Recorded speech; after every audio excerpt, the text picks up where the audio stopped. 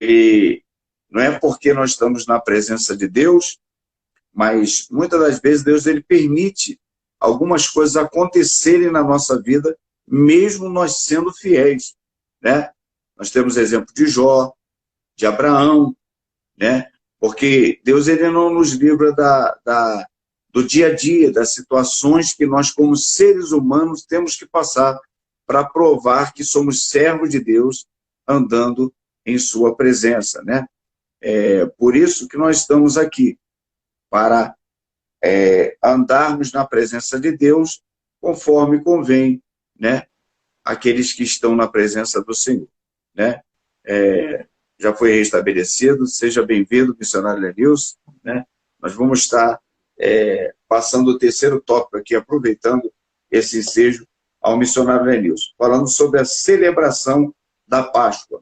Missionário Lenilson, o que nós podemos falar sobre isso? Bem, meus irmãos, a paz do Senhor Jesus a todos os irmãos. Nós podemos ver aqui nesse terceiro e último tópico o efeito do avivamento espiritual que foi provocado pelo contato com a palavra de Deus. O contato com a palavra de Deus, quando ele é verdadeiro, quando ele é intenso, ele provoca em nós o desejo de cumprirmos a palavra de Deus, de fazermos valer na nossa vida aquilo que a palavra de Deus ela está recomendando, orientando, né?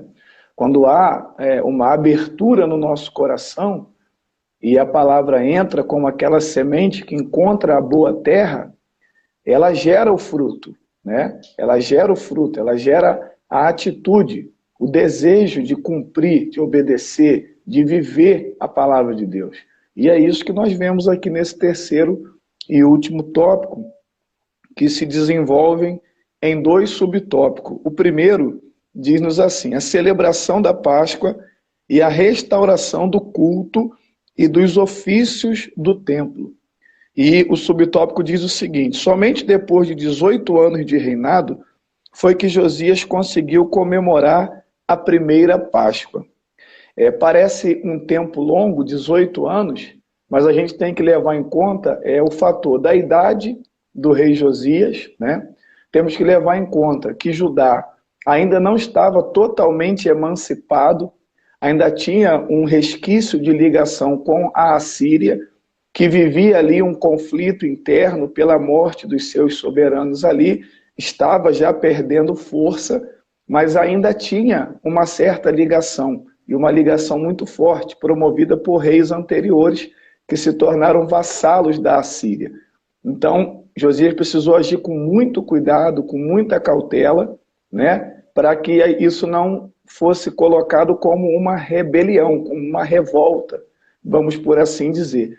Então, ele age de maneira bastante cautelosa, leva um tempo considerável, mas isso me ensina uma lição, que é a necessidade, irmãos, de nós sermos perseverantes em fazer o melhor para Deus. Em Gálatas capítulo 6, versículo 9, Paulo diz assim: portanto, não nos cansemos de fazer o bem. No momento certo teremos uma colheita de bênçãos, se não desistirmos, diz a versão NVT. Então Josias ele leva um tempo considerável, se nós formos analisar, 18 anos é um tempo considerável, mas era um esforço da parte dele, uma dedicação da parte dele, no intuito de fazer o melhor para Deus, o melhor para Deus. O tópico vai dizer mais à frente que esta foi a maior celebração desde os tempos do profeta Samuel, e ele usa como referência 2 Reis, capítulo 23, versículo 21 a 23.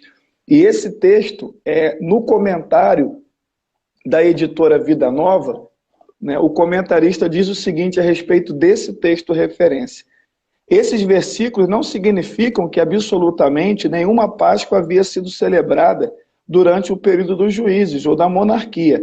A ideia é que a Páscoa de Josias foi única no seu âmbito e na maneira como foi observada. Em vez da festa de família celebrada em casa, vislumbrada a princípio em Êxodo 12, 13, Josias realizou uma festa nacional, centrada em Jerusalém, em consonância com Deuteronômio 16, do versículo 1 até o versículo 8. Alguns comentaristas acreditam que o livro que foi achado ali no momento que estava sendo reparado o templo foi exatamente uma cópia do livro de Deuteronômio. Então, ao encontrar esse livro, ter contato com o conteúdo desse livro, Josias propôs no coração fazer a Páscoa não como até então era feita, né? A de Ezequias foi uma boa Páscoa, mas ela não foi totalmente perfeita, porque os comentaristas dizem que nem todos haviam sido purificados totalmente para a celebração e realização. A de Josias não.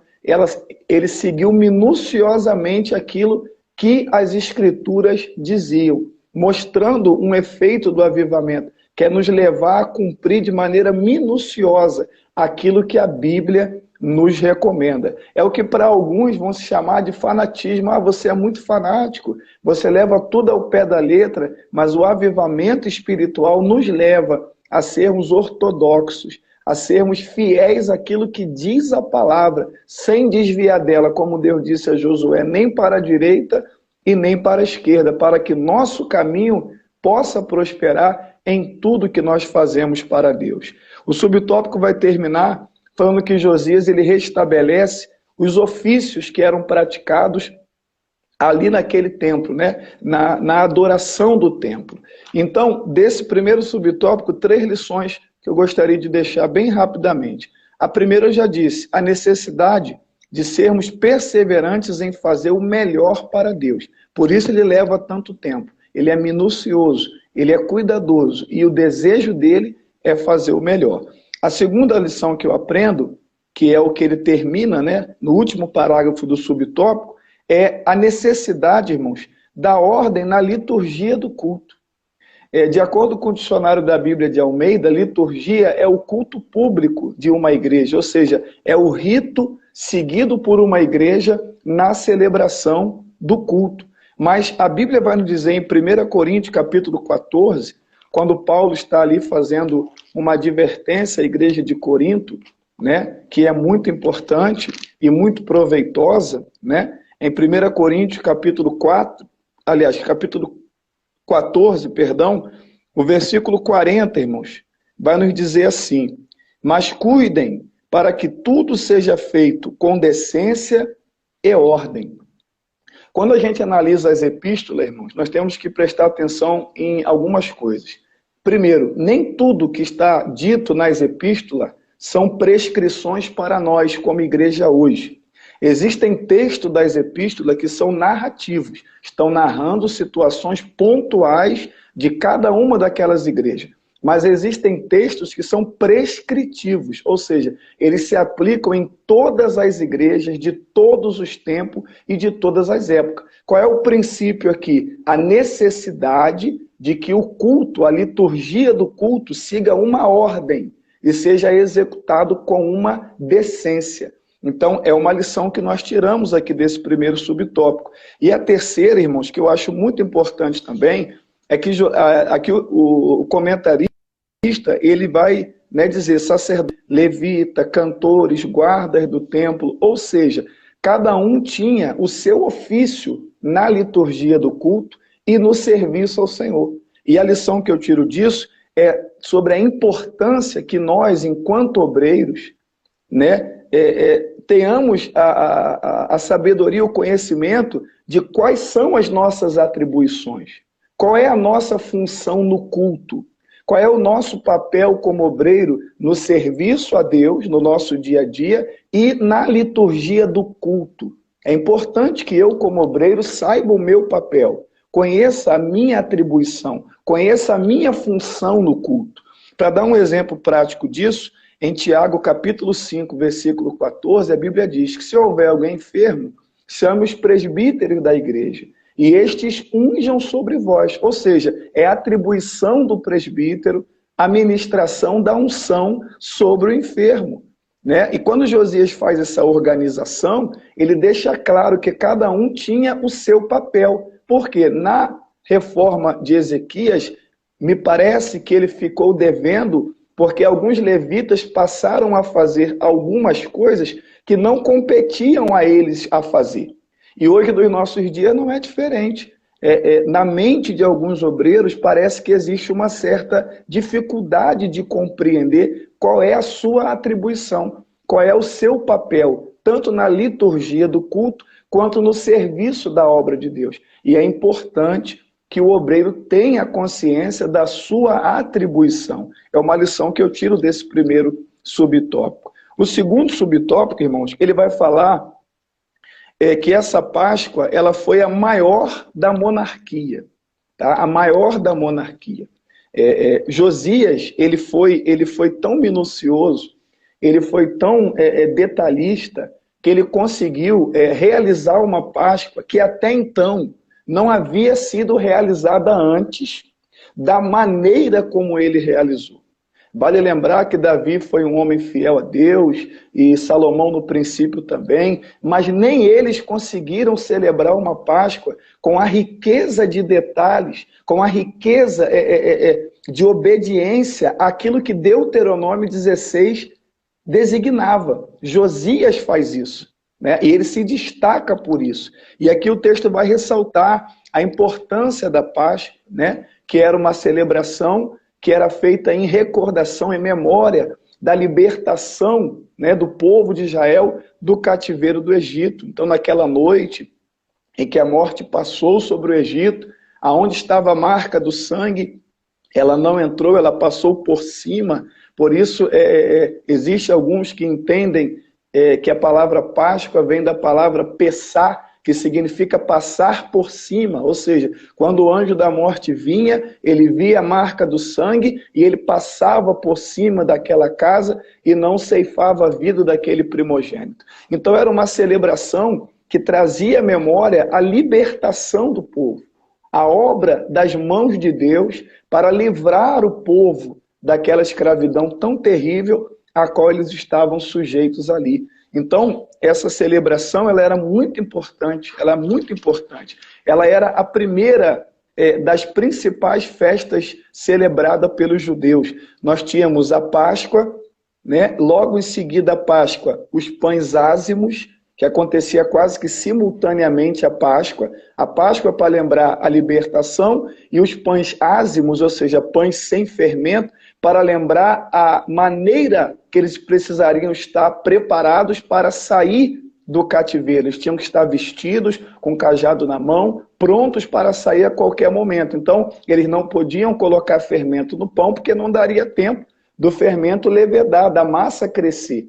Então, o pão ázimo é aquele pão que não cresce, porque o fermento não desenvolve a massa. Então, na Páscoa, a libertação, e no ázimo, a prontidão que eles deveriam estar para poder sair em direção à libertação. Tínhamos também a festa da colheita ou das semanas, que depois do domínio grego ficou conhecida como Pentecoste, que nós tanto conhecemos, né? Nós somos pentecostais, e em seguida o tabernáculo ou cabanas. Então, essas celebrações, irmão, não eram apenas festas,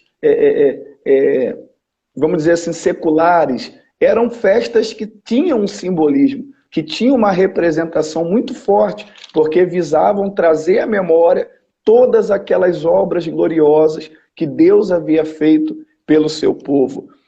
O último aqui, subtópico, que no último parágrafo vai falar, no penúltimo, na verdade, vai dizer que após ele achar o livro da lei, ele derruba os altares, ele faz ali algo glorioso para que o povo retomasse, para que o povo retornasse à celebração da Páscoa. Ele realizou o maior festejo do seu tempo, e ele termina dizendo: nunca houvera Páscoa tão fervorosa. Em relação a isso, Joséfo vai dizer o seguinte: assim não houve, desde os tempos do profeta Samuel, uma festa celebrada com tanta solenidade, porque nelas se observaram todas as cerimônias prescritas na lei e segundo a antiga tradição. Então foi algo feito com tanta dedicação, com tanta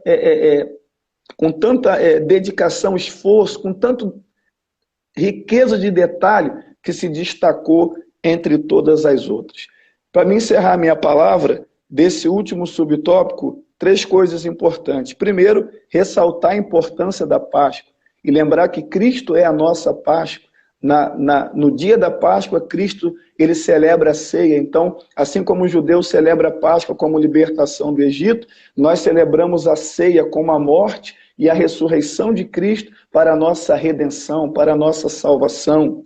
Segunda, a importância da gratidão, porque celebrar a Páscoa era celebrar a gratidão. Paulo fala em 1 Tessalonicenses 5,18, em tudo dai graças a Deus. Salmo 50, verso 23 e o verso A, o salmista vai falar também que a gratidão é honra para Deus. E o terceiro, irmãos, e último exemplo ou lição que eu trago, é o efeito da palavra de Deus, o efeito poderoso da palavra de Deus. Quando ele acha o livro, né, o efeito de achar e ter contato com a palavra de Deus faz com que ele seja minucioso, dedicado, esforçado. E tudo isso, irmãos, é o efeito do verdadeiro avivamento provocado pelo conhecimento da palavra de Deus. Por isso eu quero finalizar a minha palavra com uma frase importante. Teologia não esfria o crente. Teologia dá lenha verdadeira para que o crente seja uma fornalha acesa nas mãos de Deus. Amém? Eu agradeço a minha oportunidade. Glória a Deus, né? É importante, nosso irmão, salientar sobre a teologia, porque estamos vivendo numa época que as pessoas dizem que a teologia esfria. Não. A teologia verdadeira, ortodoxa, ela aquece o crente realmente e aproxima ele mais de Deus, porque cada descoberta que nós temos dentro da palavra de Deus alegra a nossa alma, nos aproxima do Senhor, né? E é importante lembrar isso aqui. Eu queria terminar dizendo sobre a morte do rei Josias, né? Joséfo diz que o faraó Neco, ele se levanta para vir contra a Babilônia e contra também a Síria, né? Mas ele tem que passar por dentro praticamente de Judá. E por esse motivo, Josias, o rei Josias, se sente um pouco ameaçado. Só que o faraó lhe manda um arauto na frente para dizer que ele não tem nada contra Josias. Ele quer ir contra o rei da Babilônia, ele quer ir contra o rei da Síria, mas Josias se sente no direito de defender o seu território. E o zelo dele é tão grande que ele não quer que outro rei ou que outro monarca se aproxime do povo de Deus. Isso fala da proteção, vamos dizer assim, porque os reis naquela época eram conhecidos como pastor. Então ele é o pastor que está defendendo as ovelhas que estão no seu rebanho, né? Mas por infelicidade, ele tomou uma flechada. Joséfo diz que ele morre por causa de uma flechada. Eu vou ler aqui apenas um versículo da Bíblia para falar sobre esse confronto. Está em 2 Reis, capítulo 23, versículo 29. Diz assim: nos seus dias subiu o faraó Neco, rei do Egito, contra o rei da Assíria, ao rio Eufrates. E o rei Josias saiu contra ele. Porém, Neco o matou em Megido, né? Então, é interessante que ele morre, exatamente, Joséfo diz que é com uma flechada. Ele é acertado e, por esse motivo, ele é levado, né, agora pelos seus súditos, e ele pede para eles abrirem caminho para deixar Neco passar, depois que isso aconteceu, mas já tinha acontecido. Isso mostra para nós que mesmo nós estando certo na vontade de Deus, pode acontecer algumas fatalidades, né? E alguém pode dizer, mas não servia a Deus? Não estava na presença de Deus? Isso acontece. Isso não vai tirar o mérito, nem o nome do rei aqui da história. Pelo contrário, isso mostra o zelo que ele tinha com o povo de Deus e com a sua obra. Corroborando com os irmãos e com o missionário Lenilson, que foi o último a falar, fala do zelo que nós, como obreiro, temos que ter pela obra do Senhor, pela casa do Senhor, e torna a usar o texto que foi usado na semana passada, né? O zelo do Senhor nos consome, né? De estarmos cuidando da obra do Senhor. Paulo chega a dizer que ele, em 1 Coríntios 11, ele diz que teme que assim como a serpente enganou Eva, de alguma maneira, alguém venha enganar aqueles que estão servindo ao Senhor e que estão junto conosco nesta labuta. Que Deus abençoe a cada um dos irmãos que estão participando dessa live. Deus nos guarde em Cristo Jesus. Quero dizer que na próxima semana será a última. Aí vai falar do cativeiro babilônico, né? E estará com o primeiro tópico aqui, vai ficar sobre a responsabilidade do diácono Jonathan. O segundo tópico, missionário Lenilson. E o terceiro, missionário Jonathan, né? Vai estar trazendo para nós. Eu queria perguntar se o diácono Jonathan quer falar alguma coisa, se o missionário Lenilson quer falar mais alguma coisa, está aberto para os irmãos. Não, só... Eu gostaria de dar... Pode falar, missionário Lenilson. Só fazer uma observação rápida, né? Por causa do nosso horário. Assim, talvez alguém possa ficar assim um pouco, vamos dizer, preocupado pelo fato de nós, volta e meia, né, estarmos fazendo referência a Flávio Josefo. É bom que fique claro para os irmãos que nos ouvem que Josefo não é usado por nós como fonte de apoio teológico, tá? Mas sim de apoio a um contexto histórico do que nós estamos estudando. Né? Isso é muito importante a gente frisar, porque alguém, mas Josefo nem crente era e coisa e tal. Ele é um historiador reconhecido, o material dele é uma obra reconhecida, tá? E nós não usamos o material dele no mesmo nível de autoridade bíblica no que diz respeito à teologia da história. Mas no que diz respeito a relatos históricos, ele serve sim, ele é uma base de apoio sim, para aquilo que a Escritura também diz.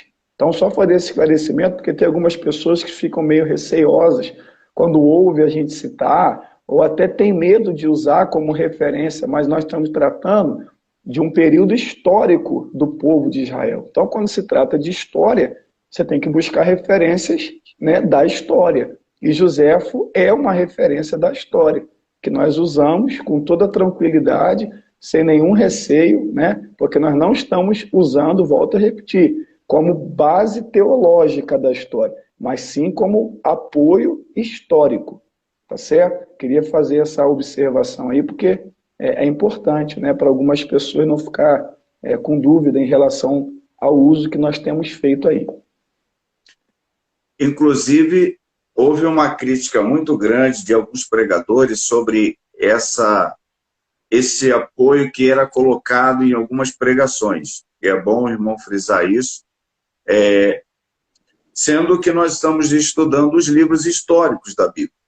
E como nós falamos história paralela, né, e também um historiador da época, né, contando o mesmo contexto histórico, que vai frisar como poderíamos usar até um livro que hoje é apócrifo, Macabeus, tá? No contexto histórico, que é válido, né? Isso é muito importante, né? Não como base teológica e não como base para a nossa fé, assim, se apoiar. Mas no contexto histórico isso é válido. E nós já falamos isso aqui em outras ocasiões, no caso não aqui exclusivamente na live, mas na escola dominical, né, da igreja. Isso é muito importante frisar, como o missionário Lenilson acabou de dizer, essa é importante. Irmãos, estamos terminando a nossa live. Quero agradecer a todos que estão presentes, que têm participado, interagido, nossos irmãos. Deus abençoe. Querendo Deus, estaremos de volta. Lembrando que domingo não falte à sua igreja. Vá na escola dominical, né? Porque apesar de tudo que nós damos aqui, né, como subsídios, lá na escola sempre vai ter algo novo, sempre um reflexo novo dentro do contexto, que hoje nós estudamos uma coisa para trazer tópicos, mas nós vamos remontar, vamos estudar de novo, trazer algo, e sempre vai ter algo novo dentro da aula, né? Então, que Deus abençoe os irmãos. Nós vamos estar orando neste momento. Quero pedir, nessa feita, que o diácono Jonathan ore. Eu estarei impetrando a bênção apostólica. Oremos. Bendito Deus e eterno Pai, nós te Pai. agradecemos e te louvamos por mais uma noite, Senhor, falando da tua palavra. Senhor, que esta palavra, que é como semente, fique plantada e guardada em cada coração, que produza frutos, que haja edificação, que haja crescimento, Pai, para a expansão do teu reino e que a tua obra seja concretizada. Abençoa cada um dos que nos acompanharam. Pai amado, continue abençoando também os teus filhos que têm se dedicado intensamente nos estudos. Assim seja. Dê, Senhor, o esclarecimento, as aplicações necessárias e usa-nos para a honra e glória do teu nome. Seja conosco, nos abençoe, Pai, em nome de Jesus. Amém e amém. Amém, Jesus. Estenda a sua mão, curva a sua cabeça. Que o grande amor de Deus, que a graça de nosso Senhor e Salvador Jesus Cristo, que as grandes inspiração do Espírito Santo, que as doces consolações estejam sobre cada um de nós e todos nós, povo de Deus, digamos amém. Amém, Jesus. Deus abençoe os irmãos.